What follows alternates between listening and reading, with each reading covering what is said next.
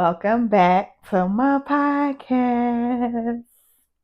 Alrighty, guys, welcome back to Review by Top Shelf Tammie. That's me, where I review and make book recommendations for you guys to read. I'm excited today, as I always am. We are about to wrap up this series. This is the questions and discussion episode of Caught Me Slipping by Aubrey J. and One Night Only by L. Kaysen. So, yes, let's dive right in so that we can discuss, get the questions out the way, and wrap this thing on up. All right, so I hope you guys did your homework. I hope you pick one of these books. Both of these books was great. Just a reminder, a little bit about these books. These were standalones, but they were standalones inside of a bigger world of books. So you didn't necessarily have to read the other books to read these books. So don't worry about that. I got you covered. Alrighty, so we are going to start with Caught Me Slipping. Now, as I mentioned before, these books were standing on. They were very short. So this episode, we are going to get right through it. We going to questions and discuss, and then we going to move it right along. All right. So again, this was Caught Me Slipping by Aubrey J. I gave this book 4 stars. And yeah, let's jump right in. So our main characters in this book was McCoy, and that was our girl, and then Earth, that was our guy. Trigger warning again, just in case you're like browsing through these episodes and watching them kind of out of order, whatever the case may be. I do want to throw the trigger warning out there that this book had a lot of domestic violence in it. A lot. If you're able to read through that and move past that, then go ahead and continue the rest of the episode. If not, you can still continue it because I'm not going to talk too much about the domestic violence, but you can just skip this book. Don't read this book. So, yeah, all right. So our book opened up, and the beginning scene of how we are introduced to everybody is Jamel, who is McCoy's fiance. He has kidnapped Prince. Prince is a part of a gang that's into it or don't get along with Jamel, whatever the case may be. But he kidnaps him, and they are in a warehouse, and he's about to get ready and kill him. And Prince ain't no punk. I'm gonna just say like that. Prince ain't no punk. He's not really going down without a fight. He's strapped to the chair, but he's talking his little mess. And for some reason, McCoy is there. McCoy is there, and Prince is like kind of semi-flirting, even though he's about to die. You know what I'm saying? And he basically tell McCoy, like, if you want to get out this situation, look for my friend. His name is Earth, and he'll help you get out of this situation or whatever like that. So that's our opening scene to the book. We meet McCoy, we meet Jamel, we meet Prince. You know what? Just to deviate a little bit away from this book, because like I just said, Prince was holding it down in this scene, and this is the only scene that Prince get. And as I mentioned before, this book is part of a bigger world of books. I might have to go back and look at a story for Prince. Hopefully, like fingers crossed, she wrote his story, because he was giving major book bait. He was giving major book bait, and we don't get too much of him. We get this first opening scene, and he is killed, and that's over with. Okay, so we're there. And this opening scene is domestic violence. That was the reason why Prince was like, if you want to get out of this situation, look for my guy. He'll help you get out of this situation. Okay. Again, Earth and Prince is Jamel's op. Okay. Got it. Everybody got it? Okay, everybody caught up. Okay, cool. Got to bring y'all up to speed. Alrighty. So my first question was, how did Prince get caught by Jamel? And like hindsight and knowing we read the book, it's just like Jamel didn't really give smart that smart, but you know what? You never know. You can't underestimate street people. So, but he never gave that smart. And then like Prince and Earth and them crew, they gave more intelligent street men. So I was just like, how did he get captured? That was my first question. And I think they caught him slipping or something like that, going to a club or out of a girl house or something like that, which is like always down. leave these women alone, leave these clubs alone, go home. So I was that was just like, oh, why did he get caught? Okay. So my next question was, what do we think about Earth?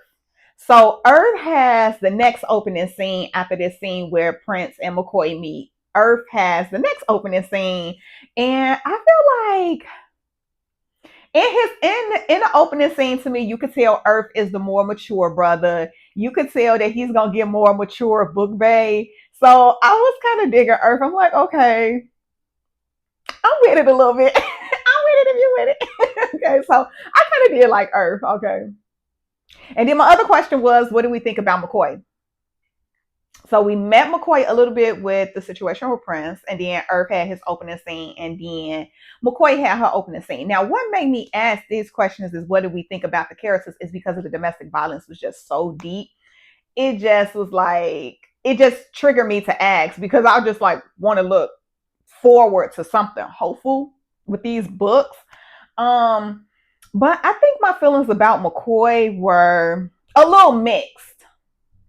They were a little mixed to me because in some aspects she gave very strong woman, but then in some aspects she getting beat. You know what I'm saying? So I feel like McCoy was like a little mixed to me. Assistance is questions and discussion series. I will break down a little bit more of the book on stuff that kind of did not make sense that I didn't want to give away probably in a review. So yeah, I think that was the one thing that kind of a little bit stuck out to me, that her character gave mixed characteristics. Now, I don't personally know anybody who ever been in a domestic violence situation, so I don't know if like this tracks or not. But like I say, in some aspects she gave very strong woman, and then in some aspects she just gave, weak, I'm getting beat. But she should have gave, I'm gonna shoot you if you put your hands on me again. So yeah, for the most part, I did like McCoy. I think the book do a great job of drawing us in and getting us like emotionally attached to McCoy through like her hardships and the domestic violence, because this is a standalone. So we didn't give too like she didn't give too much backstory. So a lot of the times the author give like backstory to get us emotionally connected to the character, or they give us their current situation, and then their current situation is just so sorrowful that it emotionally draws us in, and that's kind of what that was. So yeah, we got emotionally invested into McCoy. We was definitely, interested in her story, and we definitely want to see my girl like get up out of this situation because she was down super bad.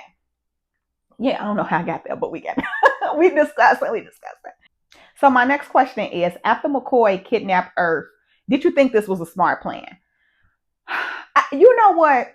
Just to go along with the flow of the books, I gave the plan a chance, but then it kind of fell apart, right? Like it didn't seem well thought out. But then again, by her character giving us kind of like mixed mixed characteristics, maybe the plan did track. I think that I think the kidnapping could have went another way, but it wasn't bad the way that it went. So I just feel like it really wasn't well thought out, because I think eventually Earth, like the doors is unlocked, he can kind of go. He stole the phone from her. He really wasn't like kidnapped for real. And I think the part of the plan that kind of sucked to me too is like she had his family thinking he was dead. Oh, that part. I think I may have said it was no inaccuracies on the review part of this book, but it is some inaccuracies. So during his kidnapping, it's going to be some stuff happening during the kidnapping, and it was like, I'll tell you what happened. She is going to get, because that question is, I think, coming up. But McCoy is going to get beat by Jamel when she go to work, when she's leaving work, or whatever the case may be. And when she come home, she's beat like super bad. And then Earth is like, what happened? He's concerned or whatever like that, because Not only did she kidnap him, she's not keeping him like in a warehouse or nothing like that. She's keeping him in a secret house that she has. So they're like living together, like shacking up. So nevertheless, she goes home and she's like beat to a pulp, right? And Earth says like she's really messed up, and then they do the little scene or whatever like that, and then it's like a week later, 2 weeks later, he say like it took her weeks to heal, right? But then when the kidnapping is like that part of the story and that ploy is over and he comes out of hiding, the story says that he's only been pretend dead or he's only been in hiding for like a week. So with her getting beat up and they saying that she was at home for 2 weeks healing from the beating, and then they're saying Earth was only kidnapped for a week, it didn't track. So that it was some inaccuracies in the timeline. Um, yeah, I feel like if you can read through that, it's still a good story. I think you can, like me, I'm the reviewer, so I'm a little bit more nitpicky, but I think that you can still read through this. But that was just like an inaccuracy to the book that I was just kind of like, I love it. Okay. All right. So after Earth is kidnapped, did did you think that he was going to try to escape? I actually did think he was going to escape. I didn't think he was going to go with the plan. I didn't think that he was going to stay kidnapped to her. I thought that he would definitely try to escape, even though he did kind of like her and everything. I thought that he would kind of escape and turn the plan around. He stayed kidnapped with her for a while, which is one way that Arthur did it. I'm not saying that was wrong, but I did think he was going to escape. Okay, so my next one is actually not a question, it's more so a note. And it says, it mentions the part where McCoy is get she get beat by Jamel when she's leaving work, and he dog walked her. Like he beat her down and then he peed on her. Like I could never imagine like this was supposed to be a man she loved. Like it's crazy. Um And then, last but not least, did you see the ending comment? I kind of did see the ending comment because I was ready. I think last week I discussed in the review that this book, towards the end, it started setting a plot for the rest of the books in this world of books, and it threw like a lot of characters to us. So I did see they happily ever ending comment, and then I was ready for it to come because in the end it kind of dragged. I feel like we could have wrapped the kidnapping, we could have wrapped the love triangle with Jamel, McCoy, and Earth up. I feel like we could have wrapped that up, and then we could have got like a snippet of the other characters, and then we could have wrapped this up. So that was just like my one little gripe with the book, that of course we had too many characters involved in the end. They do try to explain it, but it's still confusing because like I said, you don't necessarily have to read the other books in this world of books, but when they try to explain it, I think these stories and everything's already out. It's still confusing. They're gonna be like, this person go with this person, this person go with this person is cousins, best friends, and that. I was like, uh-uh. Okay. So I was absolutely ready for the end. Ready. So this is a little part of the segment that I'm adding on now, which is like a um thinker, like a deep thinker question, because for that book it was short. I didn't have a lot of questions or whatever the case may be, but I wanted to add something that just kind of made us think a little bit more about the book. And the question goes as such: if you had to choose a safe love that bores you or a wild love that breaks you, like what would you choose? I think with the theme of this book, Caught Me Slipping by Aubrey J, I think because it was domestic violence, we've seen a lot of sides of love per se. So that question was like on brand of kind of what I thought I wanted to ask you guys. And my answer personally is because I think this is talked about a lot in the everyday world, that women don't like the boring guy. But I think is I think it's two sides to that. I do think when you're young, you do not want the boring guy. Men look at it as like, oh, she played me. I was a lame when I was younger. And that's just not the case. It's just like when you're young, you want to have fun, and certain people just know how to have better fun. So it's not like I played you, you was the lame, and now I want to spin a block when we older. It's just maybe you just didn't know how to party right, right? Maybe you just didn't know how to let loose right, or the love wasn't that fun. Toxic. Sometimes toxic is fun. That sounds toxic. Even saying that, right? But I do think as you get older, and you start to realize like what's important in life, your priorities is different, it is time to settle down. You don't want the wow, crazy love that breaks you. You want the stable man.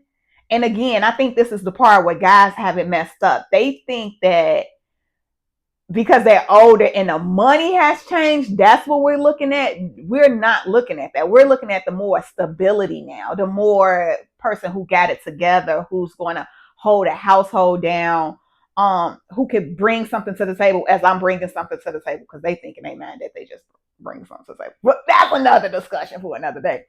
So I think it's really not a right or wrong to that question. I think when you are young, you are more attracted to the toxic, crazy, dramatic break you love because it's just a little fun, right? It's a little more entertaining. And I think as you get older, you kind of like the dependable, uh, consistent, not toxic type of love. So I think it's just stages to that. I think it's just stages to love. So yeah, again, that wraps up Caught Me Slipping by RBJ. Again, I gave this book 4 stars and a review. I recommend you.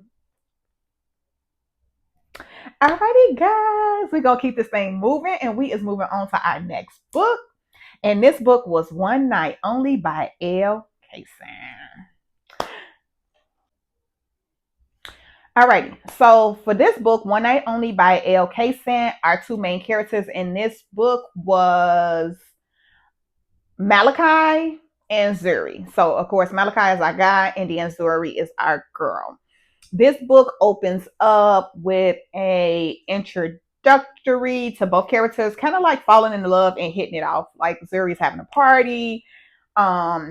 People, it's her party, and everybody's like ignoring her. One dude even like get up in her face and about to act like he want to do something, and then that's when we have our knight in shining armor. Malachi step in, and he like, you're not about to do nothing to her, right? He shuts it down or whatever like that.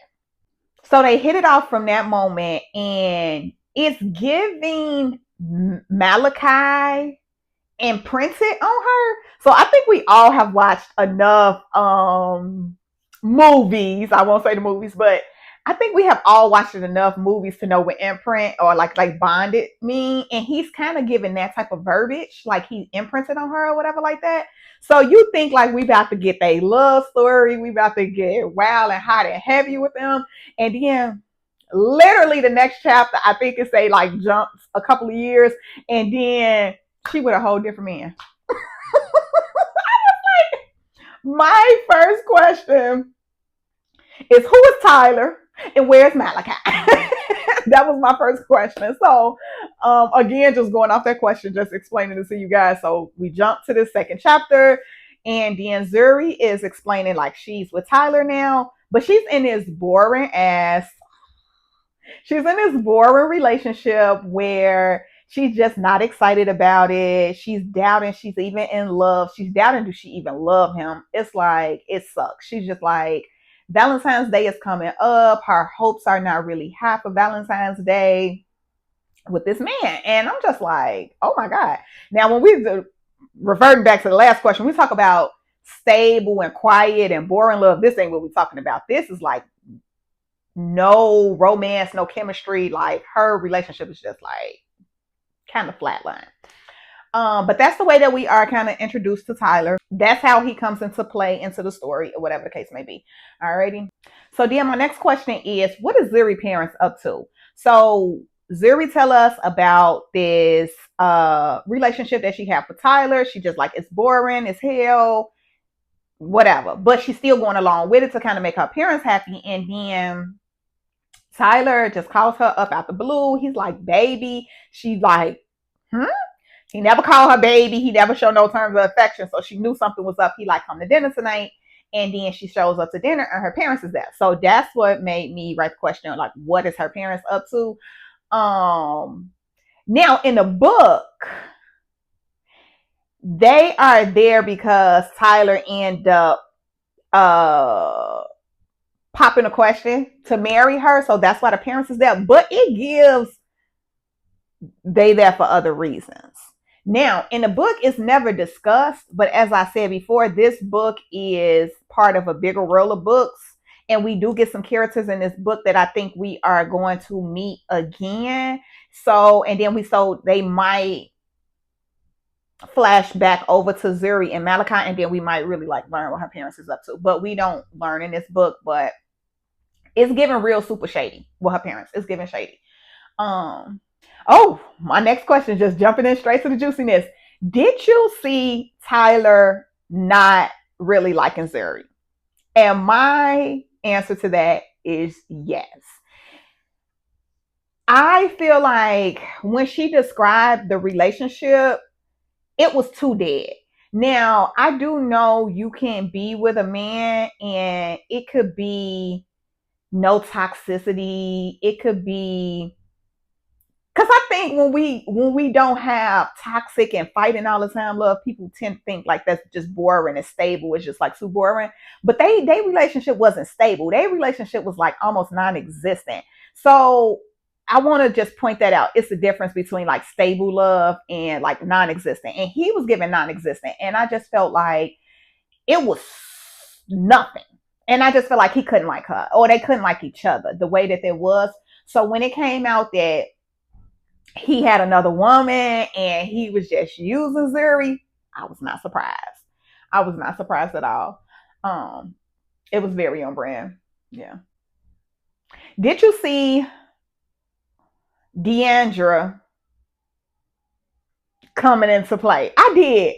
I think when Zuri mentioned that they went to college together, they kind of fell out because they didn't have like a disagreement or nothing like that, but they kind of like parted ways and then they end up moving into the same apartment building. I did think that she was gonna have some bigger play in this story, which she ended up doing. But it don't give up because I don't want to give it all the way to you guys because it's a short story. Read the story, and if you are following along after you read the story, then you know what I'm talking about. But I did feel like she was gonna have a bigger part to play, and that's what I just mentioned before, that this world of books that's gonna come together. I think we're gonna get Deandra's story in another story. She ended up being some type of supernatural. They didn't really get into too many detail, but she knew about everything. So yeah. I don't want to get too much away. Oh, so my next question is, what did Malachi do to Zuri? Now, I know since we finished reading the book, but I wrote it when I was reading the book, and I thought that it was gonna be, I don't know. I didn't think it was gonna be that.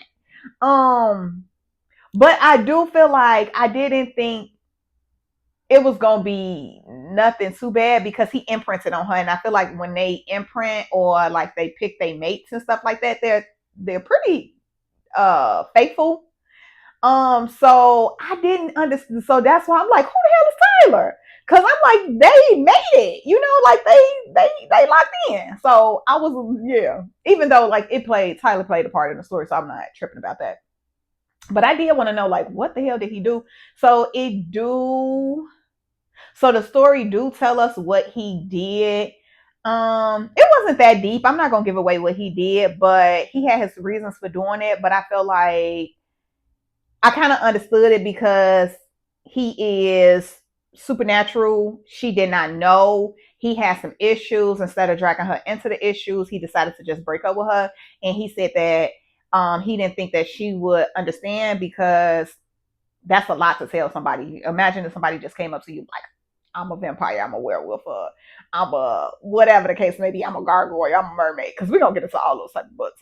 Um, so yeah, so they parted ways. Like I said, I won't tell exactly what happened. Um, Part of what happened, so we are introduced to another character, which is his brother, who I think is going to also get a story within his world. So yeah, yeah. And I think they even might touch bases on the backstory again. So yeah, I will read it. I will read it. My next question is: do we think Zuri is a supernatural and just don't know? Yes. A lot of times I read these stories and the guys kind of imprint with a non-supernatural woman. It comes about that the woman end up being a supernatural, and so they, I told you the setting, they were from New Orleans originally, and then Louisiana. They were from Louisiana originally, and y'all know that's the home of the hoodoo, voodoo, everything that go down there, superstitions, everything, right? So I think that in the sneakiness that her parents give, like maybe she was adopted, or maybe they knew something about her. It just gives like she might be like a supernatural and she just don't know it. And so I could definitely see they don't discuss this in the book, but I can definitely see like another book or their story reappearing in somebody else's book in this world. I can definitely see Zuri like discovering her powers or whatever. So yeah. Should Zuri forgive Malachi? I think she should. I think she should, but Zuri is very like damaged because she is a rich girl, but her parents are very non-loving towards her. They have a favorite child, and it's not her. As I mentioned in the beginning of the book, when she's having this parties, everybody's like partying it up at her house. They don't give a damn about her. Then she has Malachi end up leaving her. Then we have Tyler who played her. So she is like, her trust is, her defenses is high. And I understand why, but I definitely feel like she should forgive him. Which she kind of sort of do or whatever, but and he gonna talk her through it. He gonna talk her through it. If you know what I mean. Yep. Did you see the ending coming? Yeah, I did. So it's nothing really too surprising about the ending. I didn't really touch on some things of this book. I feel like I still kind of kept some secrets, even with the questions and discussions, and maybe we might double back and talk about that in the cheat sheet episode. I think we could do that. Because I don't want to give too much away if y'all watching this episode and you didn't read the book. I feel like these are just a good amount of questions to kind of show you like the book is, it is good or whatever like that. So go ahead and read it. And I did see the ending comment. I do feel like from the end, it is more to their story. As I mentioned before, it is a book, one standalone as of right now, that's going to be part of a bigger world of supernatural. So I definitely see more of their story coming.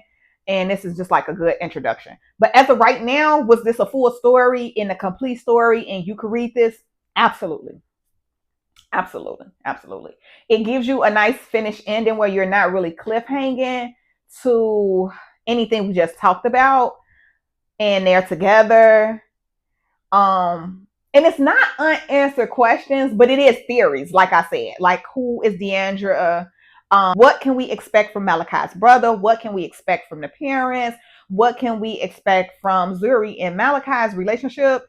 So it is questions and theories, but for the most part, this is a whole book.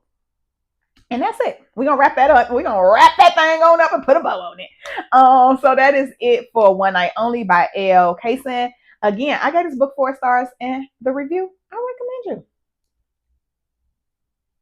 Alrighty, guys. So that is going to be the end of our episode today. I'm not going to hold you any longer. If you have at this point still not picked one of these books to read, hopefully this helped you out. If you enjoyed this, do not forget to like, comment, and subscribe if you're watching on YouTube. And if you ever want to tell me your opinions of the book, do not hesitate to email me at ts_tammiepod@yahoo.com. And if you are an author who would like your poem or your book review, you can also email me there as well, ts_tammiepod@yahoo.com. And if you want to stay in touch with me on the socials, because I'll be a little entertaining. You can hit me up on Instagram at topshelf_Tammie. And then my TikTok is topshelftammie, guys. So until next time, where I will be back with some fresh new reads. See you later.